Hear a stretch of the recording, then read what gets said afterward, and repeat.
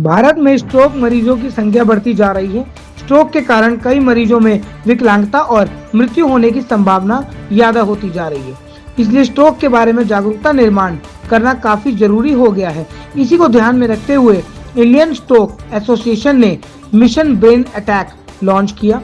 इस दौरान मीडिया को इंडियन स्ट्रोक एसोसिएशन के अध्यक्ष डॉक्टर निर्मल सूर्या, IAS के सचिव doctor Arvind Sharma, stroke academy Faridabad के आयोजन सचिव डॉक्टर कुणाल बहरानी और IAS के स्ट्रोक का झटका आने के बाद मरीज का पर इलाज करने के लिए गोल्डन आवर 4 घंटे और 30 मिनट का होता है, जिसके धक्के को खोलने के लिए 4 थ्रोम्बोसिस का उपयोग करके किसी भी जान बचाई जा सकती है। गोल्डन आवर में मरीज का इलाज करने के पश्चात रक्त के थके या डीप ब्रेन थ्रोम्बोसिस, DVT निकलने में परेशानी, मस्तिष्क की सूजन जैसी जटिल समस्याएं पैदा होने के बचाया जा सकता है। मिशन ब्रेन अटैक पहला चिकित्सा और मेडिकल व्यवसायियों का कार्यशालाओं, वेबिनारों के आयोजन, वास्तविक समय के केस अध्ययन का उपयोग करके व्यवहारिक परिश्रम प्रदान करने और स्ट्रोक के लक्षणों को पहचान, प्रभावी उपचार प्रोटोकॉल को अपनाने को मरीज के लिए शीर्ष स्तर के देखभाल प्रदान करने के मामले में आधुनिक ऑनलाइन संस्थानों का पहुंच प्रदान करने की मदद करती है। कुणाल बहरानी, सीनियर न्यूरोलॉजिस्ट हूँ फरीदाबाद में। पिछले कई सालों में हमने देखा, अगर मैं बात करूँ पिछले 10 सालों की बात करूँ, जब हमने यहाँ पे एक स्ट्रोक का प्रोग्राम स्टार्ट किया 10 साल पहले और आज में बहुत फर्क है। 10 साल पहले लोगों को ये जागरूकता बहुत ज्यादा नहीं थी स्ट्रोक के बारे में। हमारे अपने शहर में लोगों को पता नहीं होता था। लोग सोचते थे स्ट्रोक मतलब दिल का दौरा, हार्ट से रिलेटेड। लेकिन समय के साथ हमने देखा कि लोगों की जागरूकता बढ़ी। आज जब मैं देख रहा हूँ 10 साल के बाद, तो लोगों को जब ये पैरालिटिक सिम्टम्स आते हैं तो वो खुद अस्पताल में अपने आप या उनके केयर गिवर लेकर आते हैं और वो पूछते हैं कि डॉक्टर साहब, हमारे मरीज को ये सिम्टम्स पैदा हुए हैं और क्या हमें वो दवाई मिल सकती कि नहीं सकती। तो ये जो फर्क है पिछले 10 सालों में मैंने खुद अपने आंखों से देखा है, जो हमारे शहर में 10 साल पहले की स्थिति और आज की स्थिति। बट आज भी अगर हम बात करें, ठीक है, फरीदाबाद एक NCR का पार्ट है, हम सब जानते हैं NCR में कभी कभी हमें बड़ा गर्व होता है कि हम NCR की में पार्ट है। लेकिन अगर मैं बात करूं इंडियन स्ट्रोक की सिनेरियो की और मैं अगर अपने NCR के आंकड़े बताऊं, तो हमारे कुछ आंकड़े ये कहते हैं कि हम भले NCR का पार्ट है लेकिन कई चीजों में हम उनसे ज्यादा पीछे हैं, क्योंकि हम हर तरीके के मौसम को झेलते हैं। आज हमने देखा पॉल्यूशन है, एयर पॉल्यूशन पीक पे है। पिछले कुछ दिनों में हमने देखा बच्चों के स्कूल्स बंद हो गए, कोर्ट के ऑर्डर है, स्कूल्स सारे बंद हैं। बट ऐसे में अगर आप देखो इसका साइड इफेक्ट्स क्या हो रहे हैं हेल्थ पे, तो आज के टाइम पे हमने देखा पिछले 10 दिनों में मेरे अपने हॉस्पिटल में मैंने देखा है हार्ट अटैक, स्ट्रोक अटैक, सारे नंबर्स बढ़ गए सडनली। सो ये मौसम का जो परिवर्तन है, ये पॉल्यूशन का परिवर्तन किस पे असर दिखा रहा है? हमारे अपने हेल्थ पे दिखा रहा है। इसका ये मतलब नहीं कि हम घर पे हैं या बाहर हैं तो हमें ये फर्क दिख रहा है। हम कहीं भी हैं लेकिन हमारा उसका असर दिख रहा है हमारे शरीर में। ठीक है, डेफिनेटली हम उसका प्रिकॉशंस ये ले सकते हैं, हम घर पर रहें, ज्यादा सेफ रहेंगे।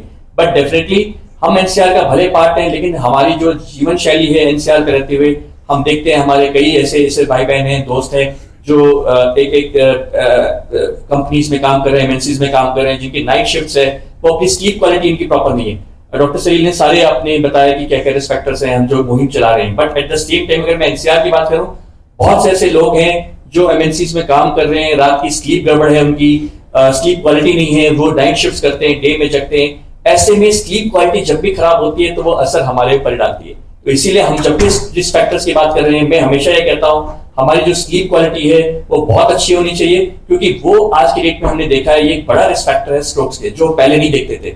आज की डेट में डे बाई डे जो नंबर्स बढ़ रहे हैं उसकी एक बहुत बड़ी वजह स्लीप प्रॉपर ना हो पाना, लोगों को खराटे होते हैं, ऑब्स्ट्रक्टिव स्लीप एपनिया हम कहते हैं, वो एक रिस्क फैक्टर होता है। तो जो ट्रेडिशनल रिस्क फैक्टर्स हैं, ठीक है, जिसको हमें कंट्रोल करना चाहिए, सबको पता है, शुगर है, ब्लड प्रेशर है, जो हमारी हार्ट की प्रॉब्लम है, जो हमें स्मोकिंग है, ये सब पे हमें कंट्रोल करना चाहिए। बट कई ऐसे हिडन रिस्क फैक्टर्स हैं जो हमें पता ही नहीं है।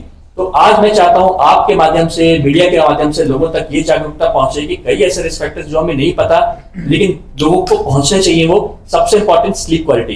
तो स्लीप ऐसी चीज है जिसपे हम काफी हद तक कंट्रोल हमारे हाथ में। ठीक है, हम पॉल्यूशन, अपने एनवायरमेंट को हम चेंज नहीं कर सकते, ठीक है, हम उस पर हम लोग, हमारा कंट्रोल नहीं है, लेकिन जिसपे हमारा कंट्रोल है उस पर तो हमें ध्यान देना चाहिए।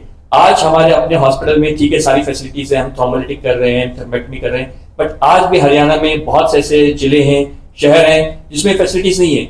हमारे अर्बन एरिया या जो हमारे मेन सिटीज हैं, फरीदाबाद, गुड़गांव, हम सब फैसिलिटीज कर रहे हैं, बट पलवल, होडल, बहुत सी चीजें हैं, नू, ऐसे कई ऐसे डिस्ट्रिक्ट्स हैं जहां पे फैसिलिटीज नहीं है। हमें आज इस जागरूकता तक हमें ये पैदा करना है वहां पे जो हमारे फिजिशियंस भाई हैं, ताकि हम कैसे से कैसे लोगों तक ये मैसेज पहुंचाएं कि ये कितनी सीरियस प्रॉब्लम है और कैसे पेशेंट्स को कभी भी स्ट्रोक के सिम्टम्स पैदा होते हैं, जैसे हम लोग ने बताया ये स्ट्रोक के सिम्टम्स हम कैसे जाने, तुरंत एक स्पेशलिटी सेंटर जो एक स्ट्रोक रेडी सेंटर है वहां पे शिफ्ट कराएं। कोशिश की जाए, हम हमारी जो अपनी मूवी में हमने कल परसों ही हमने अपना हॉस्पिटल में हमने स्ट्रोकोलॉजिस्ट प्रोग्राम लॉन्च किया। उस प्रोग्राम को लॉन्च करने का पर्पस यही है ताकि हम अपने फिजिशियंस भाइयों को, अपने जो हमारे बाहर प्रैक्टिस कर रहे हैं उनको हम कैसे अवगत कराएं, उनको कैसे ट्रेन कराएं, ताकि उनको पता हो कि स्ट्रोक को हम कैसे पहुंचा दें, कैसे हम उसको इजीली डायग्नोज कर पाए, हम क्या फर्स्ट एड दे पाए और हम कैसे टाइमली उसको एक स्ट्रोक रेडी हॉस्पिटल में शिफ्ट करें ताकि उनको टाइमली ये सुविधा मिल पाए, सो दैट इतनी बड़ी प्रॉब्लम से हम लोग निजात पा पाए। आप ये देखेंगे कि कई सारे जो पेशेंट है ना, उनको ब्लड प्रेशर भी है, उनको डायबिटीज भी है, वो स्मोकिंग भी करते हैं, वो अल्कोहल भी लेते हैं। तो ये सब मल्टीपल रिस्क फैक्टर एक साथ जिनको होते हैं उनमें रिस्क ज्यादा होती है।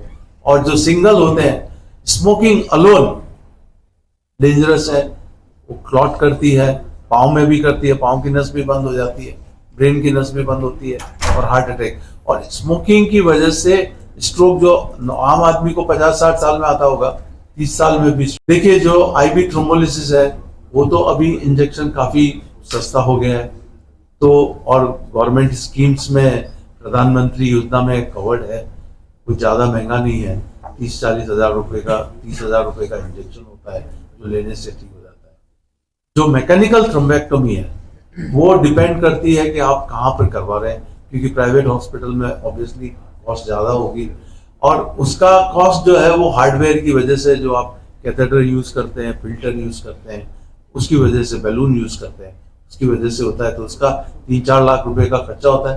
पर लकीली अभी ये भी प्रधानमंत्री योजना में, क्योंकि 5 लाख का कवरेज आने से कवर हो रहा है, कहाँ कुछ स्टेट में अभी भी ये नहीं कवर हो रहा है, कुछ में हो रहा है, लेकिन मेरे को ऐसा लगता है कि अगले कुछ महीनों में आ जाएगा। लेकिन आपने अगर स्ट्रोक का इलाज सही नहीं करवाया और आपको पैरालिसिस परमानेंट हो गया, हर दिन का physiotherapy, speech therapy, occupation therapy या कॉग्निटिव थेरापी करना पड़ा। एक एक थेरापी की कॉस्ट हमारे बॉम्बे में तो बहुत महंगा है, 1500 रुपया एक सेशन का लेते हैं वो लोग, एक आदमी। 5000 रुपया रोज का अफोर्ड करना इवन जो मिडिल से ऊपर क्लास है उनको नहीं होता है। तो जो रिहेबिलिटेशन अगर आपको साल भर करना पड़े, 2 साल करना पड़े, तो वो कॉस्ट ज्यादा है compare to the acute treatment में आप रिकवर कर ले वो कॉस्ट, और आप काम पे नहीं जाएंगे वो अलग है, तो आपकी सैलरी बंद, आपका जॉब गया, तो ये सारी दिक्कतें, फैमिली पे बर्डन आया। तो ये सब देखते हुए एक्यूट ट्रीटमेंट करके उसको तुरंत इलाज करना ज्यादा कॉस्ट सेविंग। मैंने आपको पहले भी बताया कि ऐसे तो ब्रेन स्ट्रोक जो है 50 साल के बाद में, जैसे ब्लड प्रेशर पहले भी 50 साल, लेकिन हिंदुस्तान में दूसरे दुनिया के कंपेयर में स्ट्रोक 10 से 15 साल पहले आ रहा है। और लार्जली इसका कारण क्या है? हमारी सेडेंटरी लाइफ।